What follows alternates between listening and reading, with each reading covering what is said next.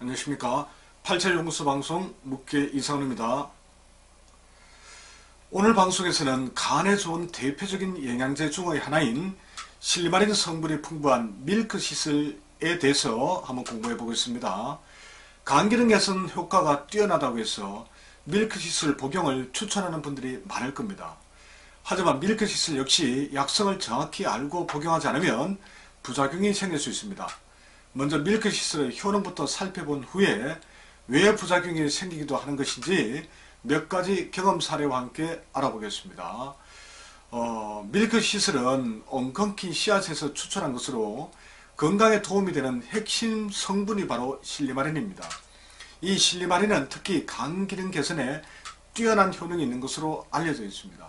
구체적인 효능을 살펴보면 다음과 같습니다. 첫째, 손상된 간세포를 재생합니다. 둘째, 간세포의 외부막을 튼튼하게 하여 술이나 약물과 같은 독성 물질로부터 간이 손상되는 것을 예방해줍니다. 셋째, 글루타티온을 활성화해 해독 및 항산화 효과를 높여줍니다. 넷째, 효소작용을 촉진하여 단백질 활성을 증가시킵니다. 다섯째, 종양으로 혈액이 공급되는 것을 막아 암세포의 분열과 번식을 억제하고 수명을 단축하는 효능이 있습니다.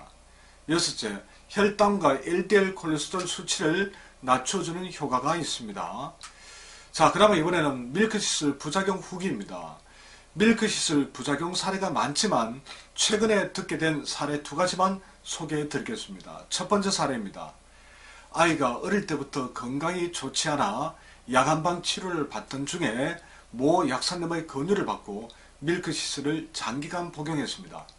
하지만 어느 순간부터 열이 더 오르는 등 부작용이 생겼고 그 후유증이 지금까지 몇 년째 이어지고 있습니다. 두 번째 사례입니다. 늦은 시간까지 일하는 직업이라 몸이 많이 피곤한 편인데 간에 좋은 영양제인 밀크시슬을 복용하면 좋다는 말을 들었습니다. 그래서 한 달 정도 복용했는데 얼마 전부터 이 얼굴에 열꽃이 피고 두피염이 생겨 보통 스트레스가 아닙니다. 자, 그런데 이 밀크시슬 실리마린이 건강에 그렇게 좋다는데 왜 이런 부작용이 생기는 걸까요? 밀크시슬은 쉽게 설명하면 엉겅퀴 추출물입니다. 즉 원재료가 엉겅퀴라는 것입니다. 엉겅퀴는 양적인 식물입니다. 엉겅퀴 잎을 보면 양적이라는 것을 쉽게 알 수 있습니다. 화면에 보이는 그림 한번 보십시오. 잎 테두리 즉 가장자리가 뾰족뾰족합니다. 음양론에 따르면 부드러운 것은 음이요 날카롭고 뾰족한 것은 양에 해당합니다.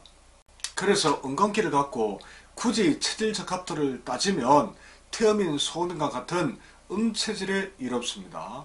그렇다면 태양인 소양인은 이론 식물이 아니라고 할 수 있겠지요. 그렇다고 양적 체질이라면 엉겅퀴를 절대 먹어서는 안 된다는 것은 아닙니다. 자주 그리고 많이 먹게 되면 영향을 받을 수 있다고 생각하시면 됩니다. 그런데 엉겅퀴 추출물은 농축된 것이니 양적 성질이 좀 더 강해집니다. 그래서 태양인 금체질이나 소양인 토체질처럼 비록 양적 체질이라도 장은 물론 발끝부터 머리까지 냉한 분들은 밀크시슬을 장복해도 부작용이 생기는 경우가 거의 없습니다.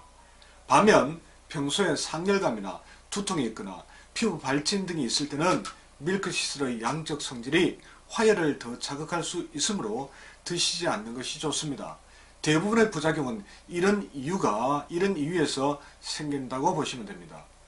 자, 실리마린 성분이 풍부한 밀크시슬을 드시고 부작용이 생기는 이유를 이제 이해하셨습니까? 효능을 따지기 전에 이러한 부작용이 생길 수 있는 상황을 먼저 정확하게 아시는 것이 중요합니다. 그런데 대부분 효능만 기대하고 복용하다가 문제가 생기고는 합니다. 부작용이 생긴 분들은 평소 음액이나 혈액이 부족해서 음어화동 증상이 있었던 겁니다. 아무리 간에 좋은 영양제라고 하지만 본인의 몸 상태를 정확히 알지 못하면 그런 효능을 얻기 전에 이처럼 오히려 부작용이 생길 수 있는 것이 바로 건강식품입니다. 그래서 건강식품을 섭취하기 전에 본인의 정확한 체질부터 찾아야 하고 건강상담을 통해 몸 상태까지 파악할 필요가 있다고 누누이 강조하는 것입니다. 8체질연구소는 바로 그런 체질 및 건강상담을 해오고 있습니다. 체질에 이롭다고 또는 증상에 좋다고 무조건 좋은 효능을 얻을 수 있는 것은 아닙니다. 그러므로 밀크 시슬의 약성과 섭취하는 부분의 몸 상태를 정확히 모른다면 함부로 추천하거나 복용해서는 안 됩니다. 효능은커녕 오히려 부작용을 겪을 수도 있기 때문입니다. 자, 지금까지 실리마린 밀크 시슬 효능과 부작용을 실제 사례 후기와 함께 알아보았습니다. 밀크 시슬이 간 기능 개선에 매우 좋은 영양제인 것은 분명합니다. 그래서 간이 약한 체질로 간 기능 개선이 필요한 분들은 드셔도 됩니다. 하지만 간이 약한 태양인 금체질에 최고의 건강식품인가 하는 점에 대해서는 고민이 필요합니다. 제가 적극적으로 추천하지 않는 것은 부작용 위험이 있거니와 더 좋은 건강식품들도 많이 있기 때문입니다. 오늘 밀크 시슬에 관한 중요한 정보를 여러분들께 설명드렸습니다. 방송 내용이 도움이 되셨다면 구독과 좋아요를 눌러주시면 대단히 감사하겠습니다. 고맙습니다.